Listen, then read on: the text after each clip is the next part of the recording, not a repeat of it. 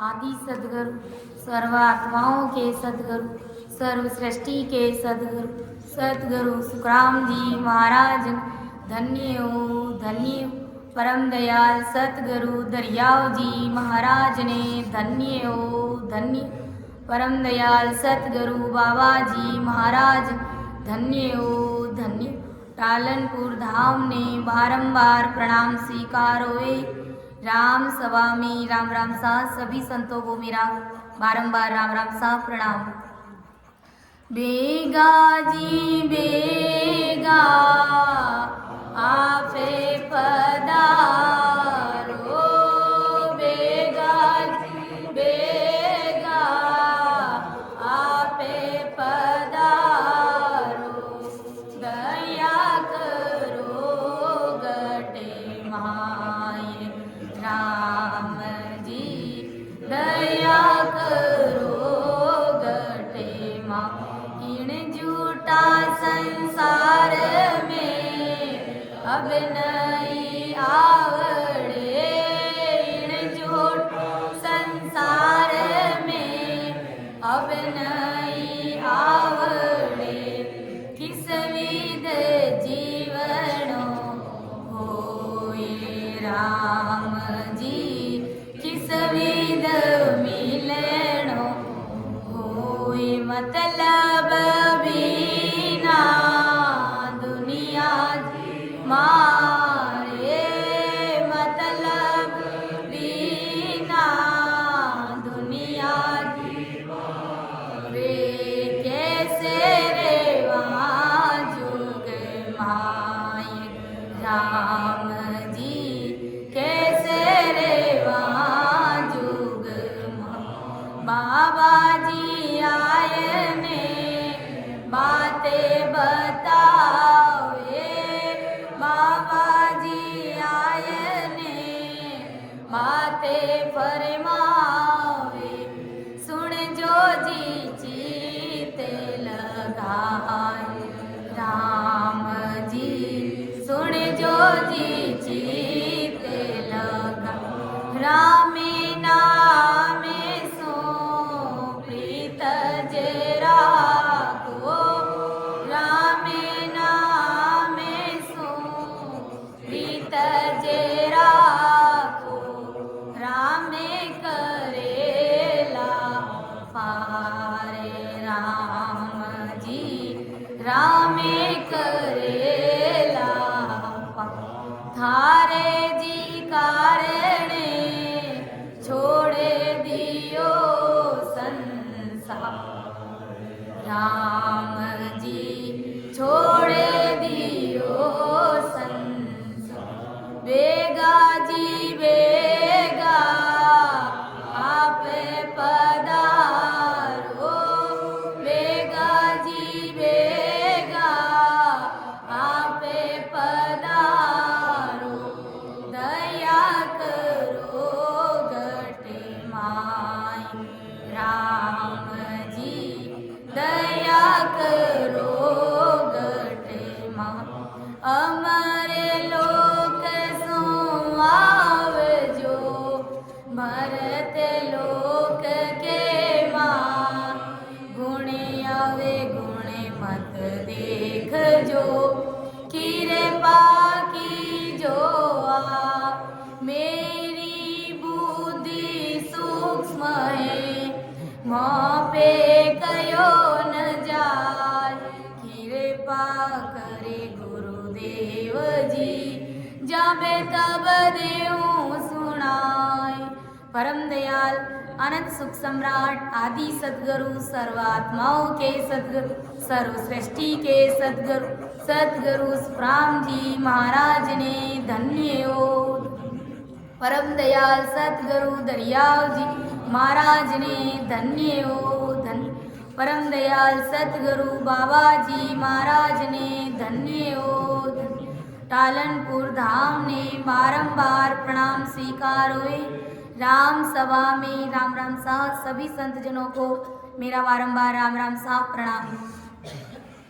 आज की सत्संग में अर्थ करने में, समझाने में कहीं पर भी अगर मेरे से गलती हो जाए तो सभी से मेरा हाथ जोड़ के निवेदन रहेगा कि मुझे क्षमा करें और मेरा मार्गदर्शन जरूर करें, क्योंकि ये गुरु महाराज का ज्ञान है, बहुत ही अथाह है, बहुत ही गहरा है।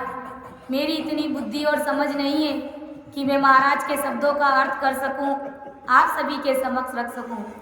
इसलिए मैं क्षमा प्रार्थी हूँ। ये सत्संग करने और कराने वाले सब कुछ सतगुरुदेव जी महाराज हैं, सतस्वरूप राम जी महाराज हैं।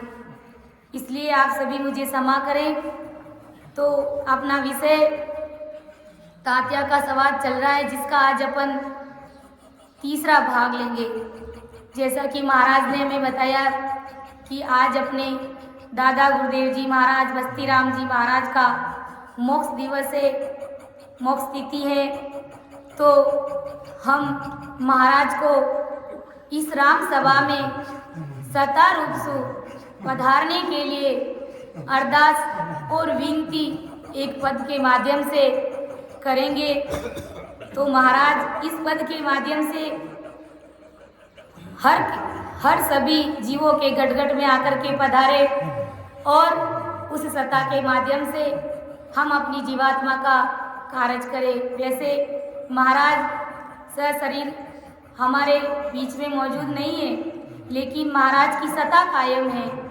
तो सत्ता रूप से महाराज को यहाँ पर पधारने के लिए अपन सभी राम जी महाराज को अरदास और विनती करते हैं एक पद के माध्यम से। महाराज संत सुधारण काजा आजो राम सभा का राजा।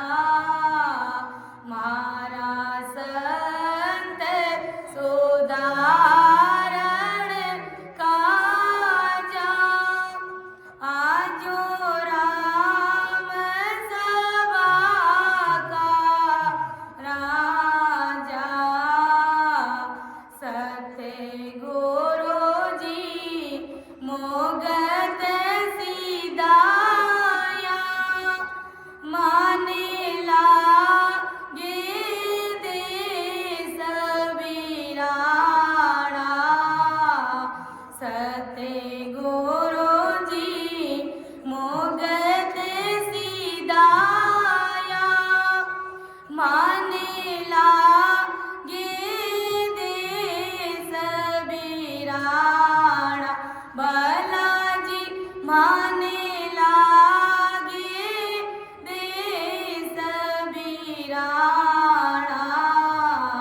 वे तो राम वे तो राम भजन का रसिया। मासू दूर जाय क्यों बसिया।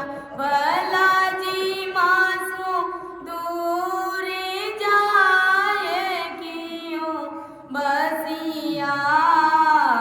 महाराज संत सुधारण काजा आजो राम सभा का राजा।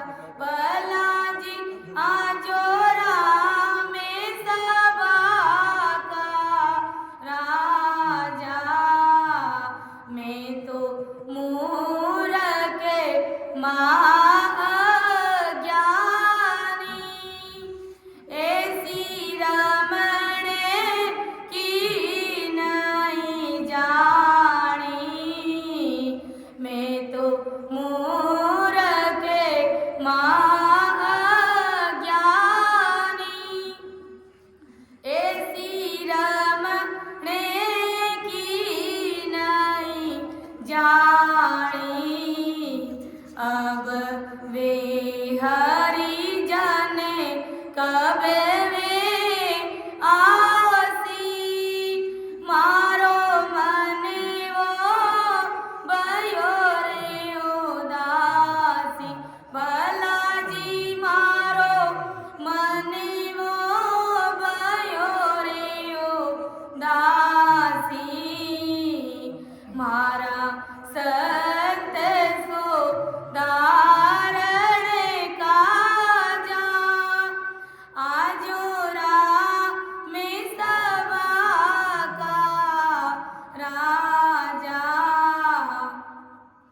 गुरु पूरण कीरे पा कीनी माने बस्तिया मोलक दीनी गुरु पूरण कीरे पा कीनी माने बस्तिया मोलक दीनी मैं तो संता शरणे आया मारा भय दुख दूरे भगाया भलाजी मारा भय दुख दूरे भगाया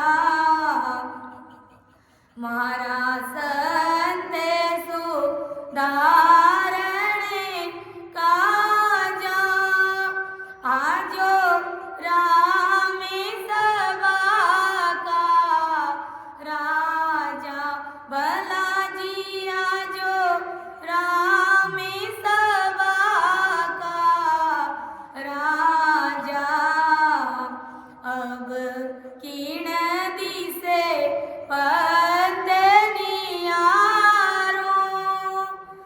गिरेवर चढ़ेलो मारो अब किण दिसे पंतनियारो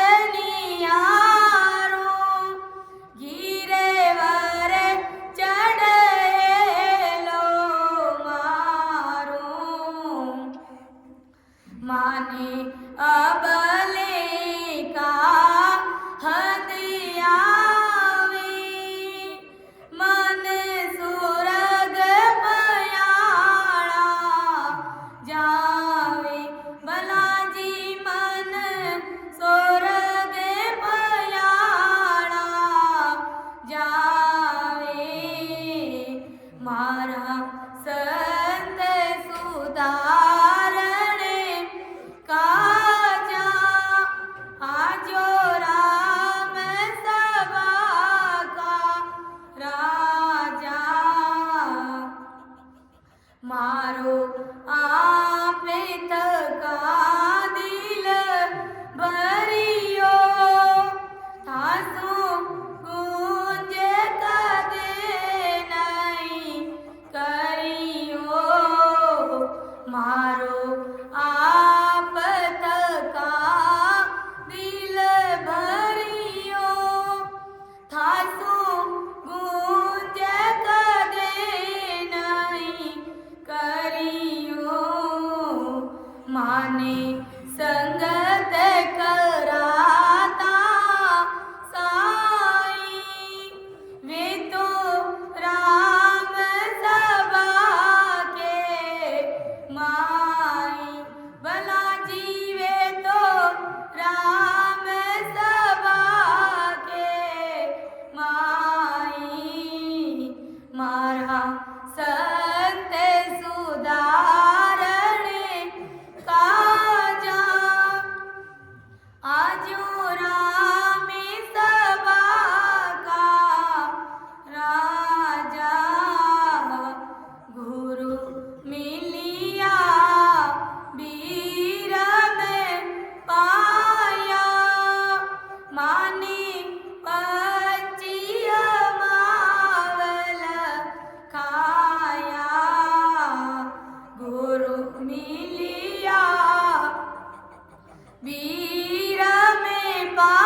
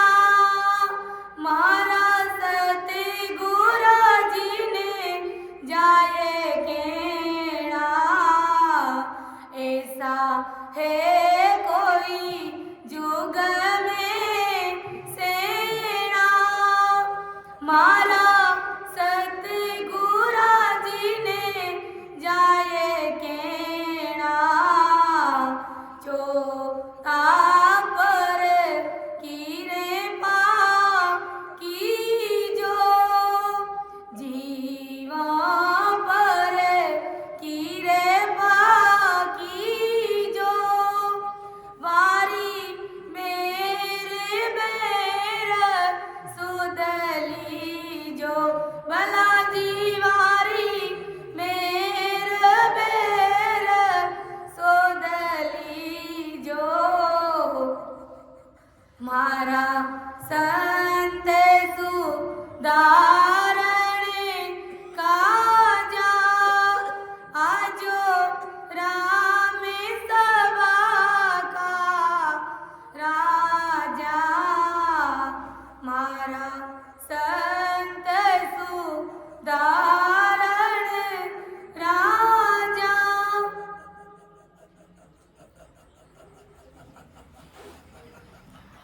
तो अपना विषय तात्या का संवाद चल रहा है,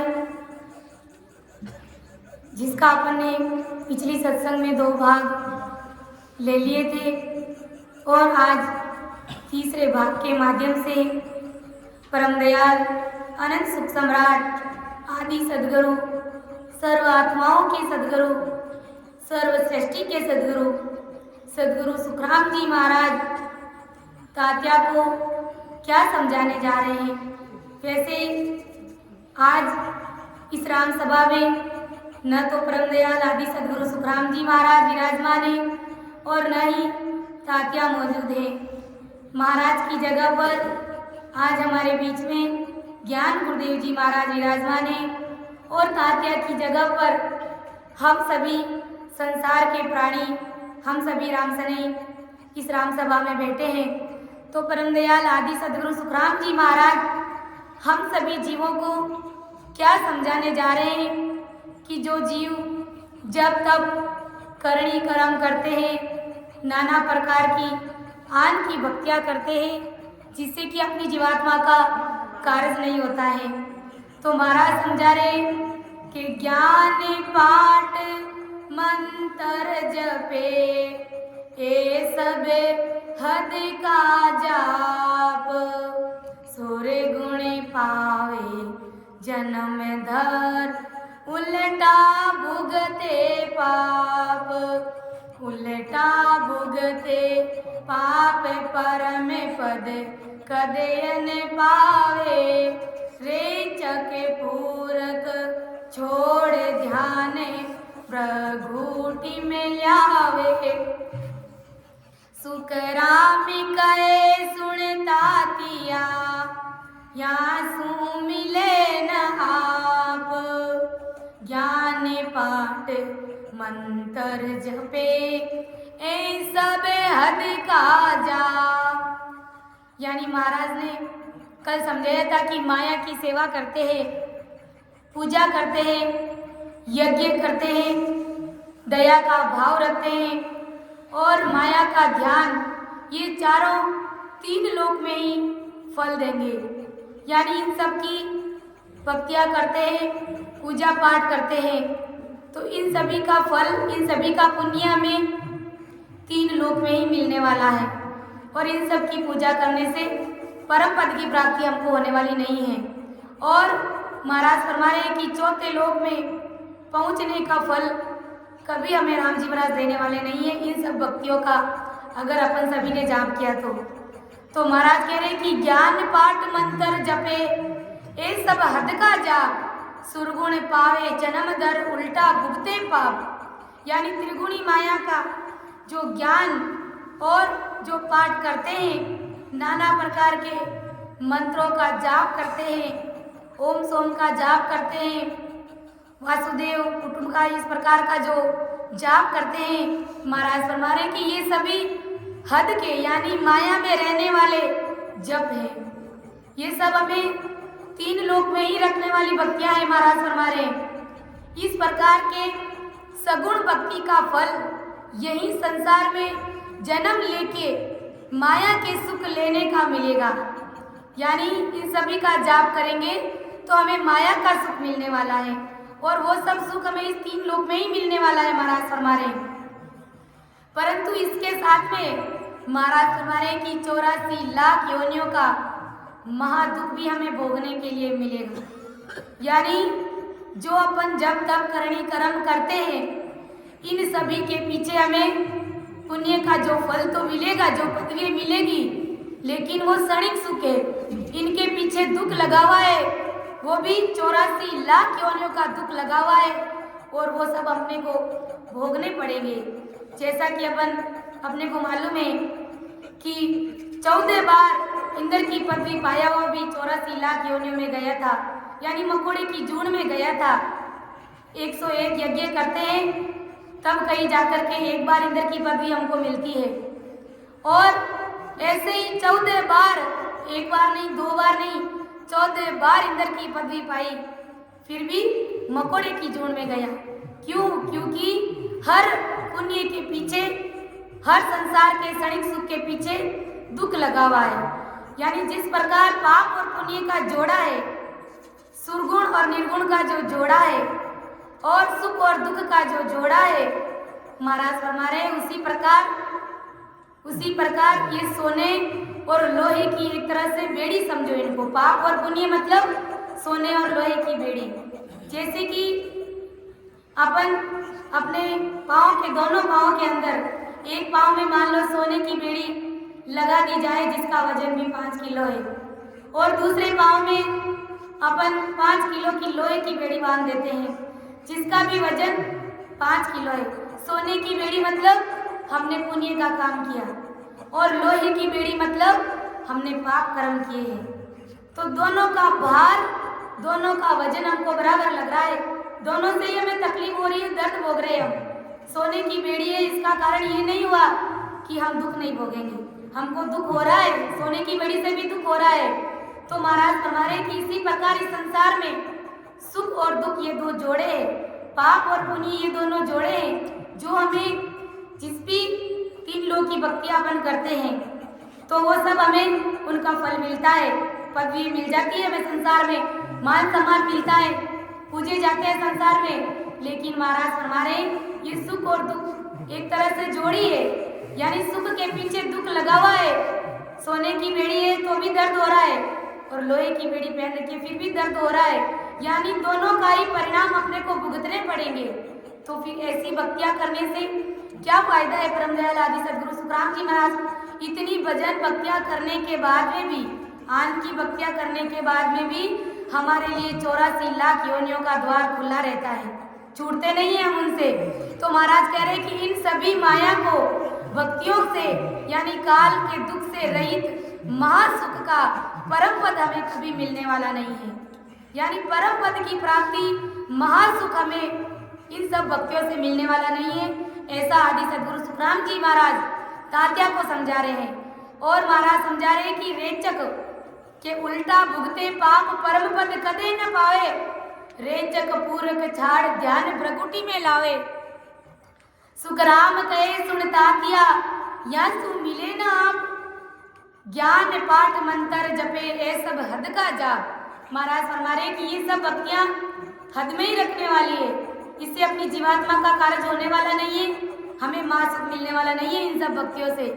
और महाराज फरमा रहे कि रेचक, पूरक तथा कुंभक साधक ध्यान प्रगुटी में चढ़ा करके, यानी कई साधक होते हैं जो रेचक पूरक नाम का ऐसा ध्यान करते हैं और अपना ध्यान भ्रगुटी में लगाते हैं, यानी शंखनाल से वो सीधा पूर्व दिशा से सीधा ही भ्रगुटी में ध्यान लगा देते हैं, त्रिगुटी में ध्यान लगा देते हैं, यहाँ तक कि वो होनकाल पारब्रह्म तक चले जाते हैं। लेकिन महाराज फरमा रहे फिर भी उसकी जीवात्मा का कार्य नहीं होता है, क्योंकि परमात्मा के देश में पहुँचने का जो भेद है, जो विधि है, वो अलग है। वो शंखनाल से होते हुए बंखनाल की तरफ जाते हैं, चढ़ाई करते हैं और त्रिकुटी के आगे के 13 लोगों को जब जीव पार करता है, जब जीव को महासुख मिलते हैं, परम पद की प्राप्ति होती है। तो महाराज फरमा रहे हैं कि भ्रगुटी में वास करने से भी महासुख का परम पद कभी नहीं मिलता है। जैसे महाराज ने उदाहरण दिए कि उदाकल जी का, यानी उदाकल जी जिन्होंने इस प्रकार की भक्तियों का ध्यान किया, जाप किया। और जांजुल ऋषि ने भी इस भक्ति का प्रयोग किया, इस भक्ति को अपनाया, लेकिन उनकी जीवात्मा का कार्य नहीं हुआ। आदि सदगुरु सुखराम जी महाराज तात्या को समझाते हैं और कहते हैं कि सेवा करते हैं, पूजा, यज्ञ, दया, ध्यान, हठ योग, तपस्या, ज्ञान पाठ, मंत्र योग, रेचक पूरक साधकर भ्रगुटी में स्थिर होना, और इनसे आप यानी पारब्रह्म परमात्मा तक कभी नहीं पहुंच सकते हैं। इन सब का जाप करने से, ध्यान करने से, मनन करने से कभी भी पारब्रह्म परमात्मा के देश में नहीं पहुंच सकते हैं, क्योंकि ये सारी भक्तियाँ जो हद में रखने वाली है। महाराज फरमाते हैं कि आकाश के नीचे पहुंचने के जाप है ये सब। आकाश के नीचे मतलब मृत्यु लोक तक ही सीमित रखने वाली ये सारी भक्तियाँ हैं, और इन भक्तियों का परिणाम, इन भक्तियों का फल है जो हमें इस मृत्यु लोक में आकर के भोगना पड़ता है। तो हमें इस प्रकार की भक्तियों में ध्यान नहीं देना है। परम दयाल आदि सदगुरु सुखराम जी महाराज इस तात्या के माध्यम से हम सभी जीवों को समझाने जा रहे हैं कि ममंकार जप रे सोवम अजपे जाने, ए पहुँचे बैकुंठ में चारों मत बखाने, चारों मत बखाने, जोगरे जग के माई, त्राटक बदेई ध्याने, ब्रह्म लगे कदे न जाई, सुखराम कहे सुनता तिया, ए दिल भेद पिछाड़, ममंकारे जप रे सोम जपे जान। अभी महाराज आन की भक्तियों के बारे में तात्या को अच्छे से समझा रहे हैं, मतलब अपन सभी को महाराज अच्छी तरीके से समझाने का प्रयास कर रहे हैं, क्योंकि अपन संसार के कुछ सुखों को पाने के लिए इधर उधर आन की भक्तियों में अपना ध्यान डाइवर्ट कर देते हैं, रॉन्ग नंबर डायल कर देते हैं, लेकिन महाराज की भक्ति को सांचपने के साथ में नहीं निभाते। तो महाराज हम सभी जीवों को ही समझाने जा रहे हैं कि महाराज कह रहे हैं कि चारों मत यानी ममंकार, ओम सोम का जाप करते हैं तथा अजपा का जप से, विधि से बैकुंठ तक का सुख पहुंचता, ये बैकुंठ तक का सुख मिलता है। यानी जब कोई साधक इस प्रकार के जाप करता है, जप करता है, अजपा जाप करता है, तो महाराज फरमाते हैं कि ज़्यादा से ज़्यादा उस जीव को बैकुंठ तक का सुख मिलता है। और महाराज फरमा रहे हैं कि वहाँ पर भी काल की पहुँच है। यानी परम दयाल आदि सदगुरु सुखराम जी महाराज ने तात्या को समझाया। जब तात्या ने पूछा महाराज से कि महाराज आप जिस समाधि में लगे हुए हैं, जिस समाधि में आप लीन हैं, उस समाधि का क्या सुख है आप मुझे बताइए।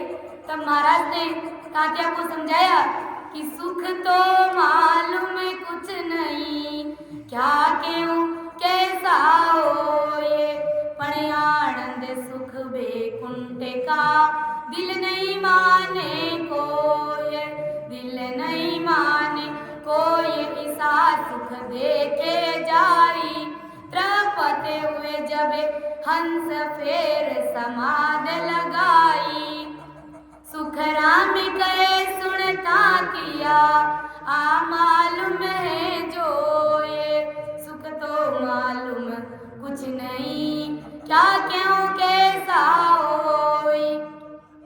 यानी महाराज तात्या को समझा रहे, कह रहे कि उस देश का सुख कैसा है वो मैंने खुद ने अनुभव किया है, लेकिन मैं अपने मुखारबंद से उस देश का सुख तुझे बता नहीं सकता कि सुख तो मालूम कुछ नहीं, क्या क्यों कैसा हो, उस देश का सुख कैसा मैं तुझे नहीं बता सकता। पर महाराज कह रहे कि पर आनंद सुख बैकुंठ का दिल नहीं माने कोई। यानी जो बैकुंठ का सुख है वो बैकुंठ के सुख से असंख्य गुना, लाख गुना उस देश का सुख है। यानी महाराज फरमा रहे कि बैकुंठ का सुख मुझे तुच्छ लगता है उस समाधि देश के सुख में। यानी ऐसा उस समाधि देश का सुख है, बैकुंठ का सुख उनके पीछे कुछ भी मायना नहीं रखता है, जरा सा भी मेरा मन तृप्त नहीं होता है, ऐसा उस समाधि देश का सुख है। तो महाराज फरमा रहे कि छोटी मोटी भक्तियां करने से, ओम सोम का जाप जपा करने से ज्यादा वैकुंठ तक जीव पहुंच जाता है। लेकिन महाराज तो उस समाधि देश का सुख ले रहे हैं, तो अपने को भी उस समाधि देश का सुख लेना है, उस सतरूप साहब के देश का सुख लेना है। वैकुंठ के सुख तक ही हमको सीमित नहीं रह जाना है। इसलिए अपने को परम दयाल अनंत सुख सम्राट आदि सदगुरु, सर्व आत्माओं के सदगुरु, सर्व सृष्टि के सदगुरु सदगुरु सुखराम जी महाराज का शरणा लेना है और हमें परम पद की प्राप्ति करनी है। यानी हमें महासुखों में जाकर के मिलना है, सतरूप साहब के देश में जाकर के मिलना है। महाराज फरमा रहे कि चारों मत ममंकार ओम सोम का जाप जपा और जप की विधि से ज्यादा जीव वैकुंठ तक पहुंच सकता है।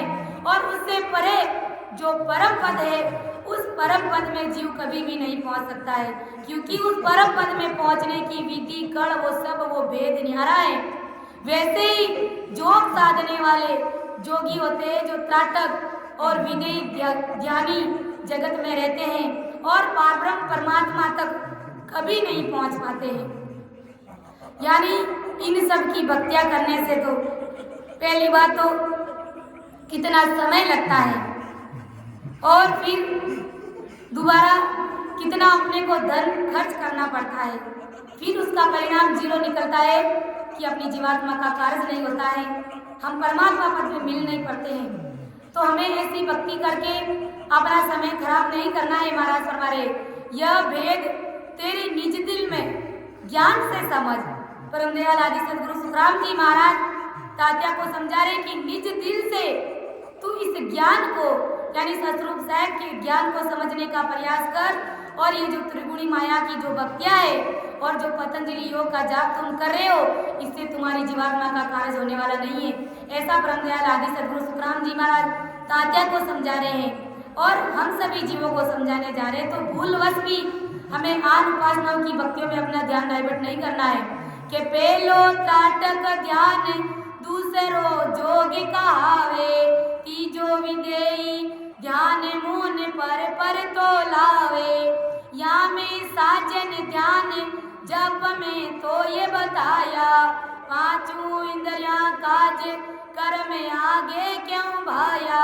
सुखराम कहे सुनता तिया, तीरथ भरत विचार। ध्यान ज्ञान जप तप रे, सब सुन माया यार। यानी महाराज तात्या को समझा रहे कि पहला त्राटक ध्यान लगाते हैं, यानी त्रिकुटी में ध्यान लगाते हैं, उसका ध्यान करते हैं। दूसरा योग साधना करते हैं, नाना प्रकार की विद्याएं पढ़ते हैं, उनका जाप करते हैं, ऐसी साधना करते हैं। और तीसरा विधेय ध्यान करते हैं तथा चौथा मौन धारण करके बैठ जाते हैं और नाना प्रकार की विद्या साधन ध्यान जप ये सभी करते हैं। लेकिन महाराज कह रहे कि मैंने तुझे समझाए वे आगे पांचों इंद्रियों के विषय भोग पाने के कर्म है। यानी जो मैंने जब तब बताए, जो विधि बताई है मैंने, इन सब से क्या होगा, तुम्हारी इंद्रिय राजी हो जाएगी, इंद्रियों के सुख तुम भोग सकते हो। और जब तक तुम इस संसार में रह करके पांचों इंद्रियों का सुख भोगोगे, इन सभी का त्याग नहीं करोगे, तब तक तुम्हें परमात्मा पद की प्राप्ति होने वाली नहीं है।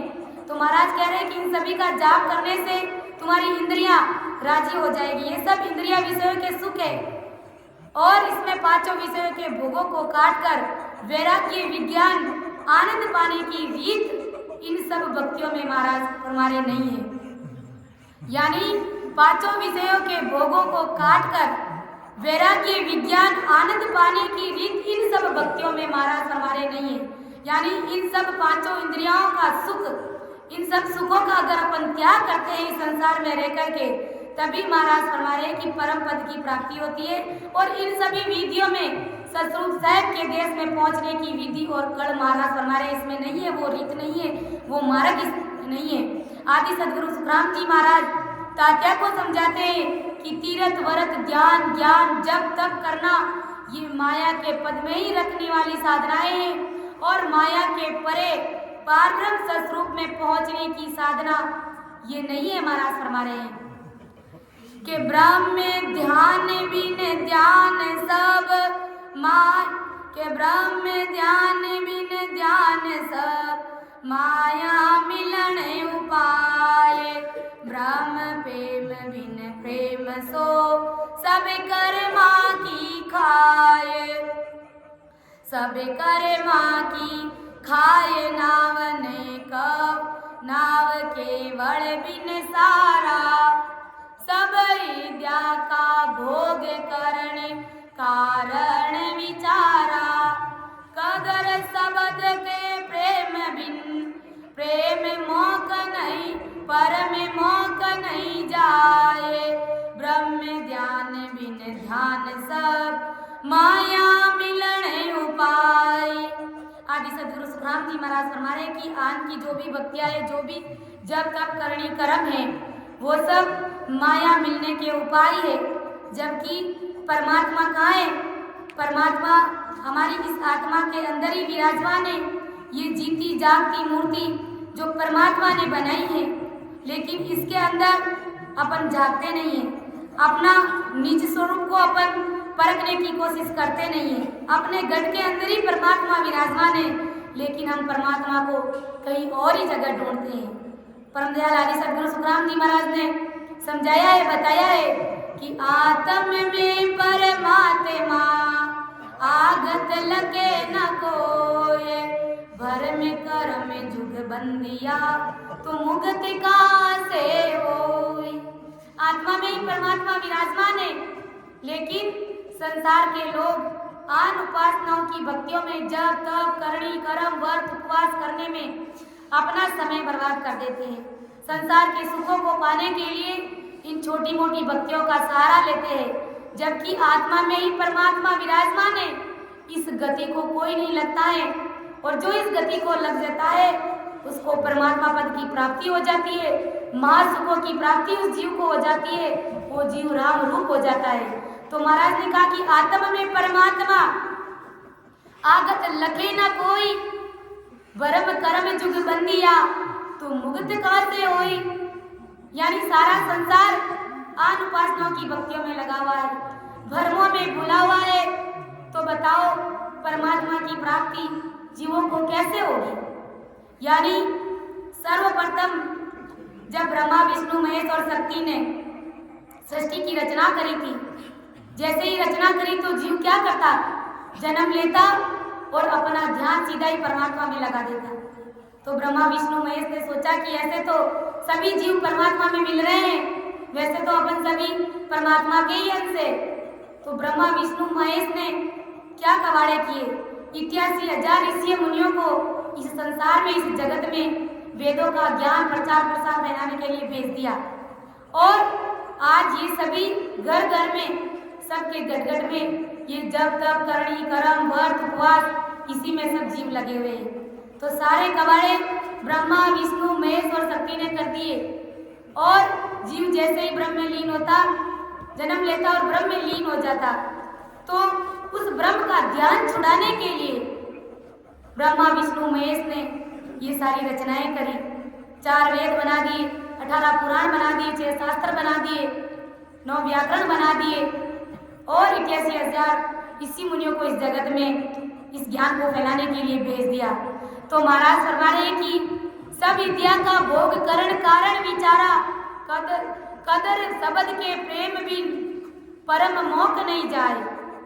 यानी आदि सदगुरु सुखराम जी महाराज फरमा रहे कि पारब्रह्म सतरूप के ध्यान के अलावा जो दूसरे माया के सभी ध्यान है, वे माया की प्राप्ति के उपाय है। इन सभी से माया का फल मिलेगा, माया की प्राप्ति होगी, और इन सभी का फल तुझे मृत्यु लोक में आकर के फिर दोबारा भोगना पड़ेगा। और परम पद की प्राप्ति के उपाय ये सब नहीं है महाराज हमारे। पारब्रह्म सतरूप के बिना माया से प्रेम करना और कर्मों की घाट प्रकट करने का एक तरीका है। यानी पारब्रह्म सतरूप के बिना जो भी माया की भक्तियां उनसे प्रेम करते हैं, तो ये सब क्या है, एक तरह से कर्मों की खान है, कर्मों की खान है, और उस खान को प्रकट करने का एक तरीका है, एक तरीका है महाराज फरमा रहे। जबकि पारब्रह्म परमात्मा में मिलने के ये सब उपाय न के बराबर है, कुछ भी काम के नहीं है। केवल नाम के बिना माया के सभी उपाय इंद्रियों के भोग पाने की रीत है।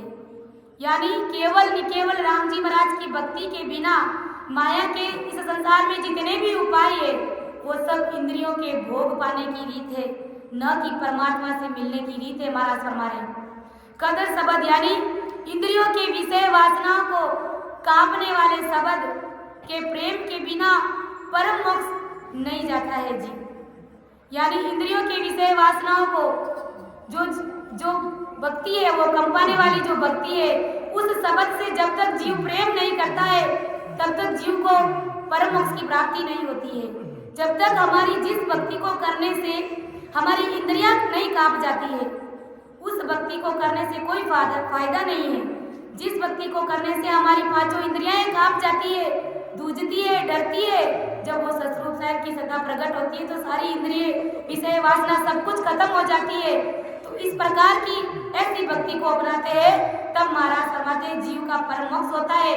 तो महाराज तात्या को समझा रहे कि ये तात्या, तुम मोक्ष में जाने के लिए, परम मोक्ष में जाने के लिए इंद्रियों को तू तपा रहा है। यानी जो तू पतंजलि योग कर रहा है, इससे तुम्हारी इंद्रिय तप रही है, इंद्रियों को सुख मिल रहा है, परंतु तू क्रिया साधना ऐसे कर रहा है जिससे आगे परम पद में नहीं जाते और 3 लोक में इंद्रियों के विषय वासनाओं के भोग में ही तुम अटकते रहोगे, भटकते रहोगे और लटकते रहोगे। यानी जिस विधि का तुम जाप करने जा रहे हो, इससे तुम्हें परम पद की प्राप्ति होने वाली नहीं है।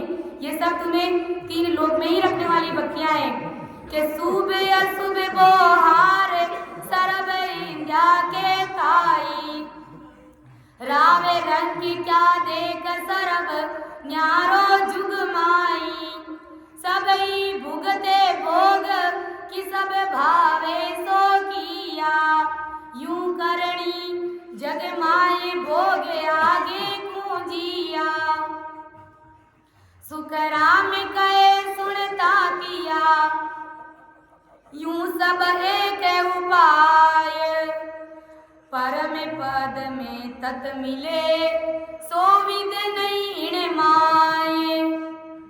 अब परम दयाल आदि सद्गुरु सुखराम जी महाराज शुभ और अशुभ भक्तियां, शुभ भक्तियां कौन सी है और अशुभ भक्तियां कौन सी है, उसके बारे में महाराज फरमा रहे।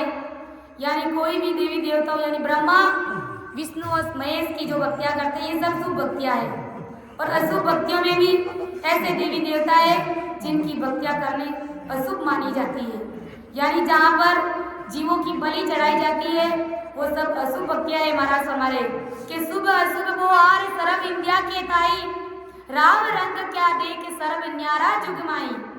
यानी जगत की सुरगुण की शुभ भक्तियां, यानी जगत की सुरगुण की जो भी भक्तियां है, त्रिकुटी तक की जो भी भक्तियां, वो सब शुभ भक्तियां। यानी ब्रह्मा विष्णु महादेव तथा अशुभ भक्तियां।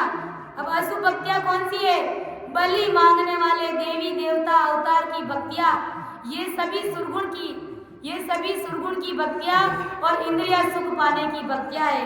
परम दयाल आदि सद्गुरु सुखराम जी महाराज हमें एक पद के माध्यम से समझा रहे कि कौन सी भक्तियां हैं जो शुभ है इस संसार में और कौन सी भक्तियां हैं जो अशुभ है।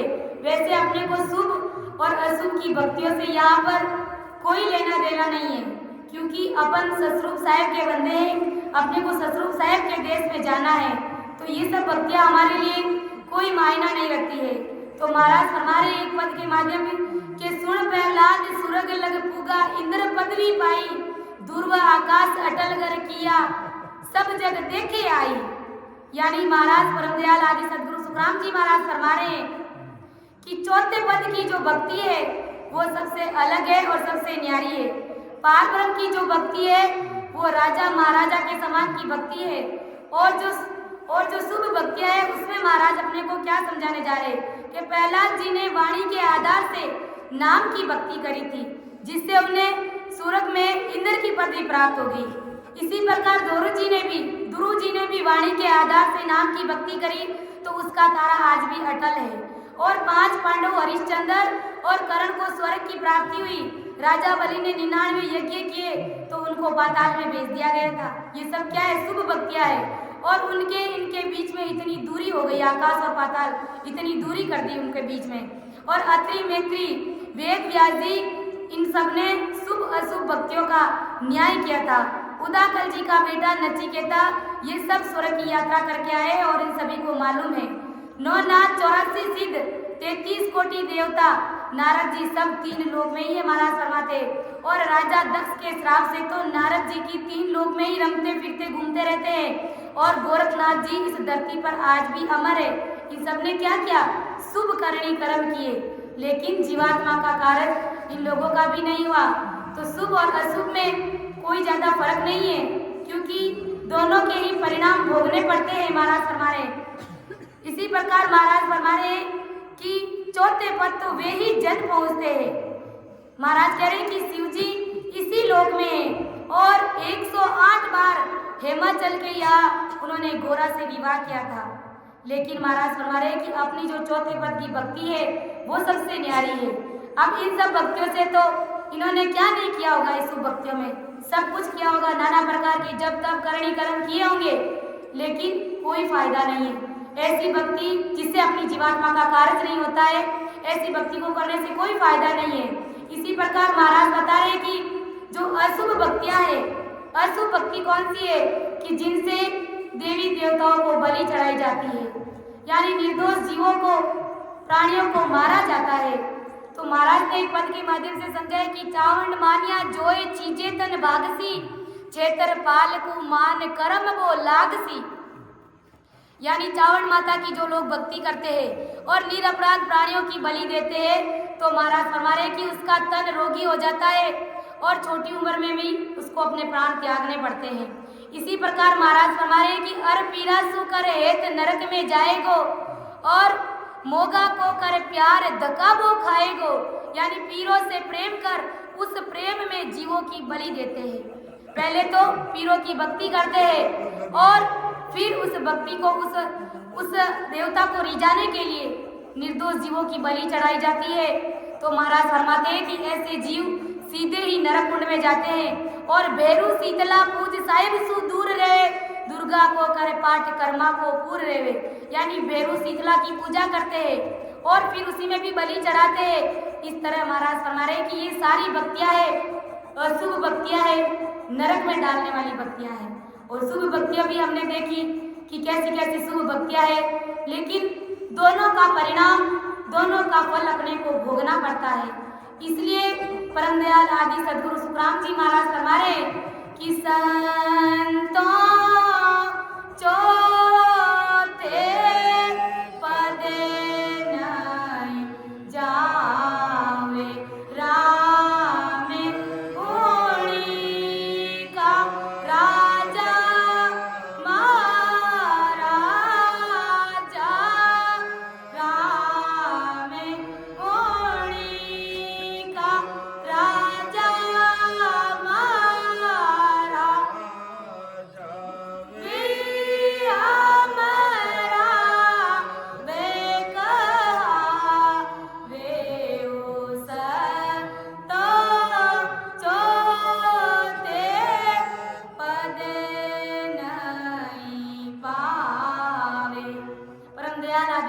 राम जी महाराज फरमा रहे कि जो भी शुभ कर्म करते हैं और जो भी अशुभ कर्म करते हैं वो कोई भी चौथे पद की प्राप्ति नहीं कर पाते हैं, क्योंकि राम मुनि का राजा महाराजा वे ही अमराव कहावे। राम जी महाराज की जो भक्ति है वो बादशाह के समान की भक्ति है महाराज फरमा रहे हैं। यानी पारब्रह्म सतरूप राम जी महाराज की जो भक्ति है वो महाराजा के समान भक्ति है, बादशाह के समान की भक्तियां है।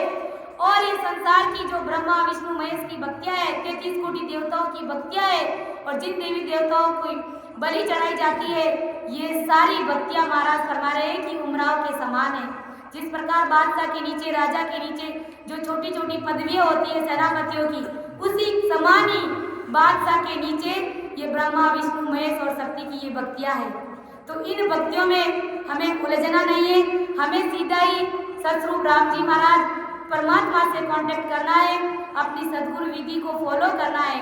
जैसा अपने सदगुरुदेव जी महाराज अपने को जो विधि जो कल बताते हैं उसके अनुसार सांस में सिमरण करके परमात्मा पद की प्राप्ति करनी है, न कि इस प्रकार से हमें संसार में उलझ जाना है छोटी मोटी भक्तियों को लेकर के। तो परम दयाल आदि सदगुरु सुखराम जी महाराज फरमाने की जगत की सुरगुण की शुभ भक्तियां यानी ब्रह्मा विष्णु महादेव तथा अशुभ भक्तियां यानी बलि मांगने वाली ये सभी भक्तियां महाराज फरमा रहे कि अवतार की भक्तियाँ, ये सभी सुरगुण की भक्तियाँ इंद्रियों के सुख पाने की भक्तियाँ, जिससे इंद्रियाँ ही रिंचती है, परमात्मा पद की प्राप्ति नहीं होती है। ये सब कैसी है भक्तियाँ? जैसे जगत के राजा वैसे ही रंग, यानी राजा और गरीब, इस प्रकार की ये शुभ और अशुभ भक्तियाँ है। देवी देवताओं की भक्तियाँ और बलि चढ़ाने वाली भक्तियाँ, ये सब राजा और रंग के समान की भक्तियाँ है। बस यहाँ तक ही ये सीमित है। और अपनी भक्ति है जो बादशाह के समान की भक्ति है, ये सभी विषयों के भोग में रचमच हो रखे हैं। यानी ये सारी भक्तियाँ विषय वासनाओं में रचमच हो रखी है, माया से पूरी तरह से लिपायमान है। और रंग से लेकर राजा तक हुनर यानी धंधा अलग अलग करते हैं। यानी सतरूप राम जी महाराज, परम पिता परमेश्वर राम जी महाराज ने इन सभी को संसार में छोटे छोटे ओहदे दे दिए हैं, संसार के काम इनको दे दिए हाथों में। ये सभी अपना अपना धंधा संभाल रहे हैं। लेकिन अज्ञानी जगत और यहाँ तक कि हम महाराज का शरणा लेकर भी कई ऐसे जीव है जो छोटी मोटी भक्तियों में उलझ कर रह जाते हैं। अरे जब बादशाह का बेटा जब छोटी मोटी देवी देवताओं के सामने जाकर के भीख मांगेगा, अरदास करेगा, संसार के सुखों की चाहना करेगा, तो बड़ी शर्म की बात है। क्यों बादशाह के समान हमारी भक्ति है। सतस्वरूप राम जी महाराज हमारी जीवात्मा का कार्य कर रहे हैं, हमारे इस आत्मा को परमात्मा में मिलाने का काम कर रहे हैं, तो क्या भला वो संसार का छोटा मोटा काम हमारा नहीं करेंगे? जरूर करेंगे। लेकिन कई लोगों की बुद्धि और समझ ही ऐसी है कि वो संसार के तुच्छ सुखों को पाने के लिए थोड़ा सा भी संसार का कष्ट आ जाता है घर गृहस्थी में, तो इधर उधर देवरों में वो फिरते हैं, नारियल चढ़ाते हैं, न जाने कैसे कैसे काम करते हैं और अपना समय खराब कर देते हैं। और जब परमात्मा कोई कष्ट पड़ जाता है और जब परमात्मा सतगुरुदेव जी महाराज उस कष्ट का निवारण नहीं करते हैं, तो हम इतनी बुद्धि और समझ क्यों नहीं लाते हैं? यानी उस कष्ट को हम महाराज का प्रसाद समझ के स्वीकार क्यों नहीं करते हैं? यानी क्या मालूम कि हम भक्ति कर रहे हैं तो राम जी महाराज हमारे कर्मों को हल्का कर रहे हैं, हमारी उस बोझ को हल्का कर रहे हैं। अक्सर यही होता है कि जैसे ही शुरू में जीव महाराज की शरण में आता है और भजन में रचमच हो जाता है और वो सतरूप साहिब की सत्ता प्रकट हो जाती है, वैसे ही सतगुरुदेव जी महाराज रीझ जाते हैं और परमात्मा उस जीव के कर्म को काटने में लग जाते हैं। परमात्मा तो अपना काम करते हैं, लेकिन अपने को लगता है कि राम जी महाराज की भक्ति को तो अपना लिया, लेकिन वो राम जी आप कैसे हैं जो हमारे को ऐसा दुख दे रहे, कष्ट दे रहे और हम तो राम राम कर रहे। लेकिन इतनी बुद्धि हम नहीं लगाते कि राम जी महाराज तो हमारे लिए सही कर रहे, हमारे लिए क्या उचित है वो काम परमात्मा कर रहे हैं हमारे लिए, इतना अपन गौर नहीं करते हैं। और जो वास्तव में तन मन से ध्यान लगा करके सांस में सुमिरन करते हैं, उनको भारी बुद्धि भी आती है, समझ भी आती है महाराज के ज्ञान के प्रति, और साथ ही साथ परमात्मा के देश में पहुंचने की रीत भी उसको मालूम पड़ जाती है। तो परम दयाल आदि सदगुरु सुखराम जी महाराज फरमा रहे कि ये सारी भक्तियां हैं, ये सब हुनर है जो परमात्मा ने इन सब को दे करके इस जगत में भेजा है। परंतु सभी इंद्रियों के ही भोग भोगते, इसी प्रकार शुभ और अशुभ करणियां अलग अलग है। शुभ करणियां वाले इंद्र समान स्वर्गाधिक में 5 विषयों के भोग भोगते, तो अशुभ करणी वाले राक्षसी योनि में इंद्रियों के भोग भोगते। अब जो शुभ कर्म करने वाले हैं वो क्या करते हैं? ज्यादा से ज्यादा इंद्र की पदवी पा लेते हैं, वो वहां तक का ही सुख भोगते हैं। और महाराज फरमा रहे कि अशुभ भक्तियां करने वाले ज्यादा से ज्यादा अपनी इंद्रियों को रिझा देते हैं, इंद्रियों का सुख भोगते हैं वो। इसी प्रकार सुरगुण की शुभ और अशुभ भक्तियों के उपाय इंद्रियों के सुख पाने के हैं। ये सब इनसे इंद्रियां ही राजी होती है। चाहे हम ब्रह्मा विष्णु महेश की भक्ति करें, चाहे हम आन उपासनाओं की भक्ति करें, चाहे बलि चढ़ाने वाले देवी देवताओं की भक्ति करें, इन सब से इंद्रियां ही राजी होती है। ब्रह्मा विष्णु महेश और शक्ति भी, उनकी भी इंद्रियां ही राजी होती है। वो भी सतरूप राम जी महाराज से अरदास करते हैं, इस बचपन में जन्म लेकर के सदगुरु विधि से भजन करके अपनी जीवात्मा का कार्य करना चाहते हैं। लेकिन कई लोग ऐसे होते हैं जो छोटी मोटी भक्तियों में उलझ करके अपना जीवन खराब कर देते हैं और अपने जीवन को सार्थक नहीं बना पाते हैं, अपने जीवन को धन्य नहीं बना पाते, अपना कल्याण नहीं कर पाते हैं। तो महाराज कह रहे हैं कि परम पद पाने में, यानी परम पद पाने की विधि इन सभी विधियों में नहीं है। परम पद पाने की विधि इन सभी विधियों से न्यारी है। वो कुदरत कला वो सतरूप साहिब के देश में पद पे उस पद में पहुंचने की वो कला वो विधि न्यारी है और इस विधि से ही परम पद में जाया जाता है।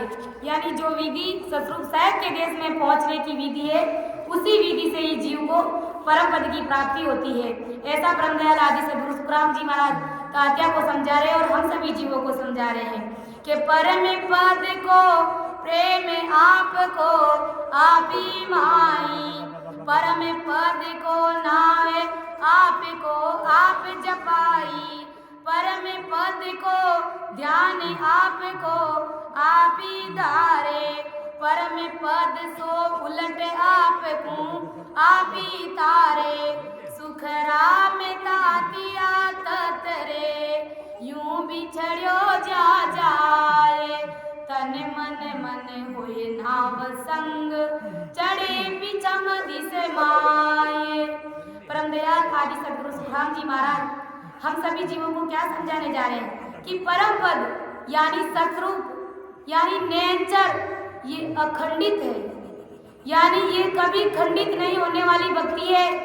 ये भक्ति कभी खंडित नहीं होती है, ऐसी अखंडित भक्ति है ये हमारी नेचर कुदरत कला सतरूप साहिब के देश में पहुंचने की ये ऐसी विधि है, ये अखंडित विधि है महाराज फरमा रहे हैं। और यह विधि आदि से ही हंस के गट में प्रकट है, यानी आज की ये रीति नहीं है, आदि अनादि काल से हंस के गट में सतरूप साहिब के देश में पहुंचने की ये विधि है महाराज फरमा रहे हैं। और हर हंस के गट में ये विधि है, लेकिन उस हंस के ऊपर जीवों के ऊपर इस प्रकार से अज्ञानता रूपी आवरण चढ़ जाता है, ब्रह्म रूपी अज्ञानता इस प्रकार से उसके ऊपर हावी हो जाती है कि वो अपने अंदर अपने गट में बैठे परमात्मा को प्रकट कर ही नहीं पाता है। महाराज हमारे कि त्रिगुणी माया यह हंस के गट में कभी भी नहीं थी, यानी त्रिगुणी माया का लेस मात्र भी अंश हंस के गट में नहीं था। हंस के गट में परमात्मा के देश में कैसे पहुंचा जाए, वो अंश वो सतरूप साहिब का अंश आदि अनादि काल से था। त्रिगुणी माया का अंश हंस के गट में नहीं था और कभी भी ऐसा नहीं हुआ महाराज फरमा रहे।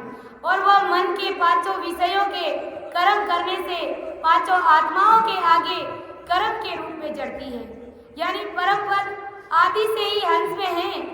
परम पद सतरूप साहिब की सत्ता आदि अनादि काल से ही हंस के गट में प्रकट है, लेकिन माया के आवरण के कारण वो हंस उस परमात्मा की सत्ता को अपने आप की परख नहीं होने के कारण वो अपने गट के अंदर उस चीज को प्रकट नहीं कर पाता है।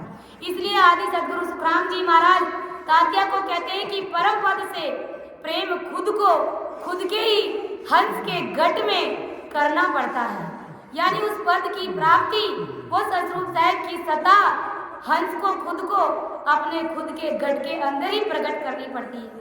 अपन कहते हैं कि दूसरों के गट में परमात्मा है, लेकिन यही विचार अपने खुद के अंदर झांक लेना है, देख लेना है कि परमात्मा स्वयं मेरे गट में विराजमान है और उस सत्ता को जब तक मैं खुद प्रकट नहीं करूंगा तब तक मेरी जीवात्मा का कार्य होने वाला नहीं है। तो महाराज फरमा रहे कि परम पद का जो निरंजन नाम है हंस को ही हंस के दिल में जपना पड़ता है, यानी उस कुदरत कला को प्रकट खुद को ही करना पड़ता है। इसके लिए महाराज के सामने पूर्ण रूप से 100% 101% सरेंडर होना पड़ता है, तभी वो महाराज का निजमन रिश्ता है और वो निजमन देता है तो वो निजमें होती है महाराज हमारे। और हंस को खुद में परम पद के ध्यान लगाना पड़ता है। सतरूप साहिब की सदा प्रकट होने के बाद में सतरूप साहिब के देश में सब कौड़ों का छेदन करते हुए कैसे पहुंचा जाता है, ये चीज उनको खुद को ही फॉलो करनी पड़ती है महाराज फरमा रहे। ऐसा करने से हंस के गट में का परम पद ही हंस को भवसागर से तारता है, यानी वो सतरूप साहिब की सत्ता ही उस जीव को भवसागर से पार ले जाती है, 10वें द्वार से परे करती है। और भवसागर तीरने के लिए बाहर की किसी भी माया की विधि धारण नहीं करनी पड़ती है। भवसागर से पार होने के लिए महाराज फरमा रहे कि कोई भी विधि इस संसार में काम नहीं आती है उस जीव के लिए। और हंस के गट में ही नेचर नाम यानी निजमन लगाता है और वह हंस के गट में निज नाम हंस के मनुष्य तन को खंड ब्रह्मांड बनाता है। और वह हंस आदि में ब्रह्मांड से जैसा खंड में आया वैसा ही खंड से पश्चिम के रास्ते से 21 स्वर्ग से ब्रह्म में उलटता है और जहां से आदि में विचरा था ऐसा सतरूप साहेब के देश में वो पहुंचा है। यानी जीव होनकाल पारब्रह्म से आता है और वहीं जाकर के वापस समा जाता है होनकाल पारब्रह्म में। तो उन्होंने नई चीज क्या पाई? नया चीज उसने कुछ भी नहीं पाई है। जीव होनकाल पारब्रह्म से आता है और संसार के अपने प्रारब्धों को पूरा करते हुए सदगुरु विधि से भजन करते हुए जब वो सतरूप साहेब के देश में पहुंचता है तब ही महाराज फरमा रहे हैं कि उसकी जीवात्मा का कार्य होता है। होनकाल पारब्रह्म से ही आता है, उसी में जाकर के समा जाता है तो उसको परमात्मा पद की प्राप्ति नहीं होती है। फिर उसको परमात्मा कैसे मिल गए? तो महाराज फरमा रहे हैं कि जहाँ से आता है वहीं जाकर के समा जाता है। तो उन्होंने फिर परमात्मा कहाँ पाया? कहाँ उन्होंने नई चीज पाई है? तो होनकाल पारब्रह्म से जीव आकर के जब परमात्मा पद में मिलता है तो महाराज फरमा रहे तभी वो जीव उस महासुख का आनंद लेता है। तो परम दयाल आदि सद्गुरु सुखराम जी महाराज फरमाते हैं कि परम पद के मिलन की दूजी नहीं है उपाय, 14 तीनों लोक में फिर नर देखो जाए, फिर नर देखो जाए ब्रह्म किण दिसने पावे, जिन पायो जग माए सतगुरु भेद बतावे, सुख राम कहे सुनता तिया करद सबद कुस्याए, परम पद में मिलन की दूजी नहीं है उपाय। अब आदि सद्गुरु सुखराम जी महाराज तात्या को क्या समझा रहे कि परम पद को प्राप्त करने की घट में कर्द शब्द की विधि छोड़ दी और दूजी माया की कोई भी विधि इसमें काम नहीं आती है। यानी अगर तू परमात्मा से मिलने की विधि को छोड़ दिया और उसी जगह पर अगर दूसरी माया की विधि को अपनाया तो वो विधि परमात्मा के देश में पहुंचने में काम नहीं आएगी, क्योंकि परमात्मा के देश में पहुंचने की वो विधि अलग है, वो रास्ता अलग है। आदि सद्गुरु सुखराम जी महाराज तात्या को समझाते हैं कि 3 लोग 14 भवन, 14 भवन कौन से? भूर, भुवर, स्वर, महर, जन, तप, सत, तल, अतल, वितल, सुतल, तलातल, रसातल और महातल। और 3 लोग स्वर्गलोक, मृत्युलोक और पाताल लोक, ये सभी फिर करके देख लो। इन सभी की भक्तियां करने से, इन सभी का जाप करने से, इन सभी मायाओं का सहारा लेने से कभी जीव को परम पद की प्राप्ति होने वाली नहीं है। जिसने जिसने परम पद की बताई हुई विधि छोड़ के माया की विधि को अपनाया है वे सभी महाराज बताते हैं कि 3 लोग 14 भवन में इंद्रियों के विषय वासनाओं में ही अटके रहे, भटके रहे और लटकते रहे। यानी जिन्होंने भी माया का सहारा लिया है वो सभी इस संसार में ही सीमित रहे। तो परम दयाल आदि सद्गुरु सुखराम जी महाराज फरमा रहे हैं कि उन्होंने किसी को भी परम पद की प्राप्ति नहीं हुई। यानी सतरूप साहेब के देश में पहुंचने की विधि और कल उन लोगों ने नहीं पाई। इसलिए अपन कहते हैं कि सतगुरा सा कोई शरण न दे क्या, सतगुरा सा कोई शरण न दे क्या, ना कोई इन समय नाता बेटी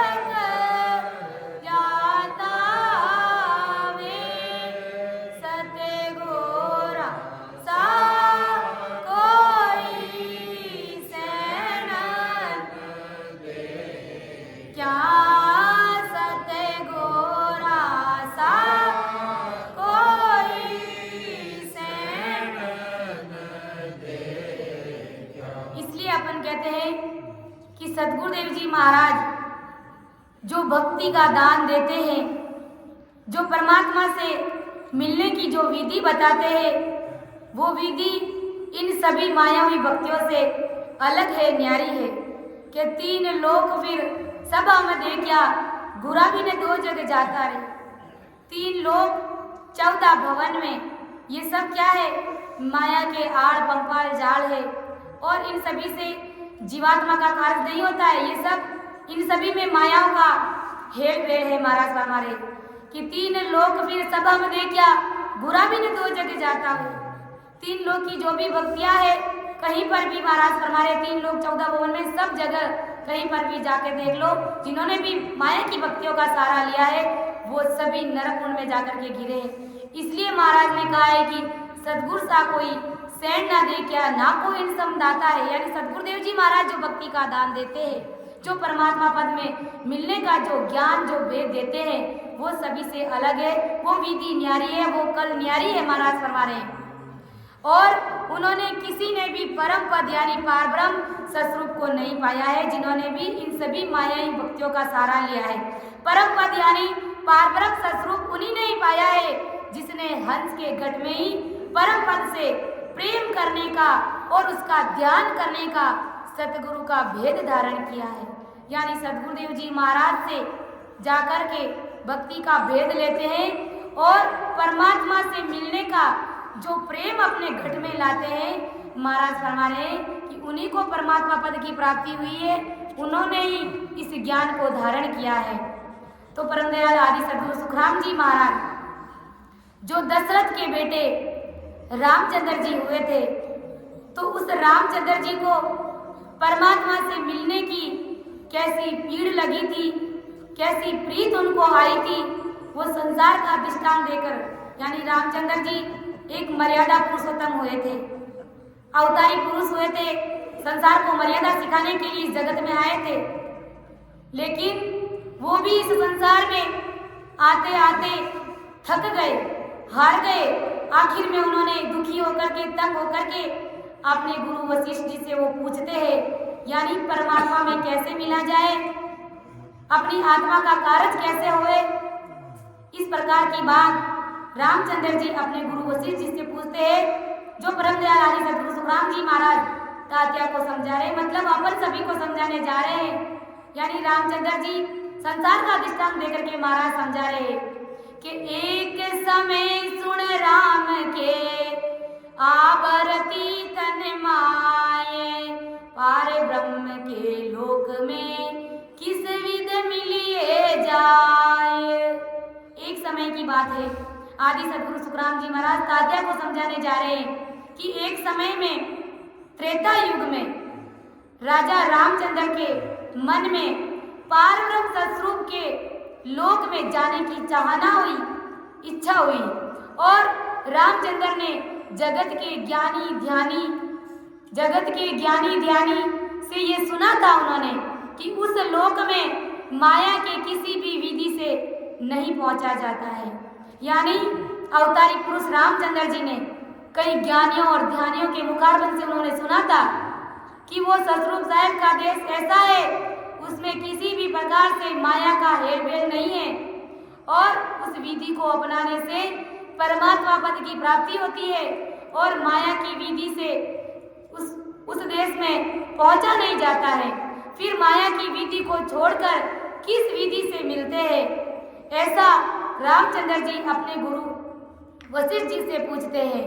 यानी रामचंद्र जी इस धरती पर 4,04,02,000 वर्ष हो गए इस धरती पर उन्होंने आते हुए और जन्म लेते हुए, और उनके गुरु वशिष्ठ जी एक ही शरीर से मौजूद, और रामचंद्र जी ने 4,04,02,000 वर्ष इस संसार में आकर के अवतार ले लिया और संसार के लोगों को मर्यादा सिखाते हैं, रावण को मारते हैं, भाईचारे की विधि बताते हैं कि भाई भाई के साथ में कैसा बर्ताव करना चाहिए। यानी हर तरीके से संसार के लोगों को मर्यादा सिखाते हैं। हाँ, और रावण को मारते हैं। यानी कितनी बार उन्होंने इस संसार में अवतार लिया, फिर रावण को मारते हैं और फिर रावण जाग जाता है। यानी आज अपन घर घर में ही देखते हैं, सबके घर घर में रावण पैदा हो रखा है। कहीं पर भी बहुत ही कम राम सने लोग देखने को मिलते हैं। यानी हर सभी के गढ़ में ईर्ष्या, जलन, एक दूसरे को नीचा गिराने का भाव हर किसी के गढ़ में है महाराज समाज। ये सब क्या है? ये सब रावण की विधि है महाराज, ये सब रावणवर्ती है महाराज फरमा रहे हैं। और राम सने जिसको सतरूप साहब के देश में पहुंचने की जिसके पास विधि है, तो उनका भाव ऐसा नहीं रहता है। परम दयाल आदि सदगुरु सुखराम जी महाराज फरमा रहे हैं कि किसी भी विधि से उस माया के देश में पहुंचने की विधि या उसका सहारा नहीं लिया जाता है। मुझे तो उस देश में जाना है, ऐसी बात को अपने गुरुदेव जी महाराज वशिष्ठ मुनि जी से पूछते हैं कि मैं इस संसार में आते आते थक गया हूँ, दुखी हो गया हूँ, संसार को मर्यादा सिखाता हूँ, रावण को मारता हूँ, लेकिन ये संसार के लोग मर्यादा सीखते नहीं हैं। और मैंने इतनी बार अवतार ले लिया और आप एक ही शरीर से मौजूद बैठे हैं, तो उस सतरूप साहब के देश में कैसे पहुंचा जाए, उस विधि को, उस कड़ को आप मुझे समझाइए। ऐसा रामचंद्र जी अपने गुरु वशिष्ठ जी से पूछ रहे हैं कि रामचंद्र को देख ज्ञान वाष्ट मुनि दियो, तुम ही ब्रह्म विचार ब्रह्म काहे उर लियो। जैसे तरंग कहाए सूर में किरणा फूटे, ज्यों बादल सु बूंद सरब न्यारी होए छूटे। ऐसे तुम्हें उन ब्रह्म सु न्यारा कहिए जान, रामचंद्र को तातिया वशिष्ठ मुनि के ताण। अब इस प्रकार का सवाल जब रामचंद्र जी ने अपने गुरु वशिष्ठ जी के सामने रखा कि उस पारब्रह्म परमात्मा में कैसे मिला जाए, वो विधि आप मुझे बताइए।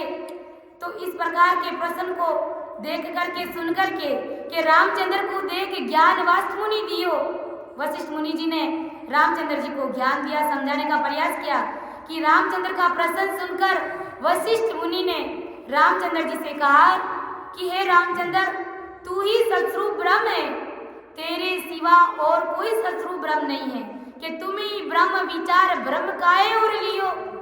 यानी तुमने अपने हृदय में ऐसा कौन सा ब्रह्म पाल रखा है, क्योंकि तुम तो खुद ही सतरूप ब्रह्म है और तुम्हारे सिवाय कोई दूसरा सतरूप ब्रह्म इस जगत में है ही नहीं। तेरे सिवा सतरूप ब्रह्म है, यह विचार, यह ब्रह्म तेरे उर में, तेरे हृदय में कैसे उत्पन्न हो गया है, ऐसा गुरु वशिष्ठ जी रामचंद्र जी को कह रहे हैं। यानी परमात्मा से मिलने की पीड़ तुम्हारे अंदर कैसे जा गई है, तुम तो खुद एक सतरूप साहब के बंदे हो। और जैसे, और गुरु वशिष्ठ जी समझा रहे कि जैसे समुद्र और समुद्र की लहर, ये दो अलग अलग दिखती है, परंतु दोनों भी समुद्र ही है। कि जैसे तरंग कहाए सूर से किरणा फूटे, ज्यों बादल सु बूंद सरब न्यारी होए टूटे। यानी जिस प्रकार से समुद्र और समुद्र की लहर, ये दोनों अलग अलग है, लेकिन है तो समुद्र ही। समुद्र की जो लहर है वो समुद्र का ही अंश है, मतलब वो समुद्र के समान ही है।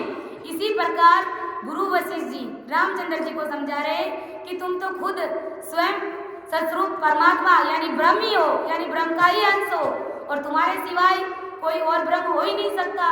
वैसे ही और सतरूप ब्रह्म अलग अलग दिखते हैं, लेकिन सतरूप ब्रह्म एक ही है महाराज फरमा रहे। दिखने में अलग अलग है, समुद्र अलग है और उसकी लहरें अलग है, लेकिन दिखने में महाराज फरमा रहे एक ही है। वैसे ही महाराज फरमा रहे कि सूरज और सूरज की किरणें न्यारी फूटती है, सूरज की किरणें न्यारी फूटती है महाराज फरमा रहे, तथा बादल की जो बूंद है वो न्यारी छूटती है, लेकिन है तो वो बादल का रूप ही, वो किरणें हैं, वो है तो सूर्य ही। तो महाराज यही समझा रहे हैं कि वैसा तुम सतरूप ब्रह्म से न्यारे हो। जिस प्रकार सूर्य की किरण सूर्य से अलग है, वैसे ही तुम सतरूप ब्रह्म से अलग हो। जिस प्रकार से बादल की बूंद अलग है बादल से, वैसे ही तुम सतरूप ब्रह्म से अलग हो, तुम उन्हीं का अंश हो। ऐसा गुरु वशिष्ठ जी रामचंद्र जी को समझाने जा रहे हैं और कह रहे हैं कि सूरज और सूरज की किरणें सूरज ही है, और बादल से निकलने वाली बूंदें ये सब बादल का ही रूप है। ऐसे सतरूप से निकला हुआ तू और सतरूप ब्रह्म एक ही है, यानी तुम और शत्रु ब्रह्म एक ही है, तुम उन्हीं से निकले हुए हो, शत्रु ब्रह्म से तुम न्यारे नहीं हो। ऐसा परम दयाल आदि सदगुरु सुखराम जी महाराज तात्या से समझा रहे हैं। तो समय हो गया है, मैं अपनी वाणी को यहीं पर विराम दे रही हूँ। कहीं पर भी अगर मेरे से गलती हुई है तो अपनी बिटिया समझ करके मुझे क्षमा करें। ये सत्संग करने और कराने वाले सबको सदगुरुदेव जी महाराज है। सुन जो मैं निर्दोष हूँ गांठ बांध जस होए, तुम्हारे बोलने हारे हो क्या जानेगा कोई। परम दयाल आनंद सुख सम्राट आदि सदगुरु सर्वात्माओं के सदगुरु सर्व सृष्टि के सदगुरु सदगुरु सुखराम जी महाराज धन्य हो धन्य। राम सभा में राम राम सा प्रणाम सभी को।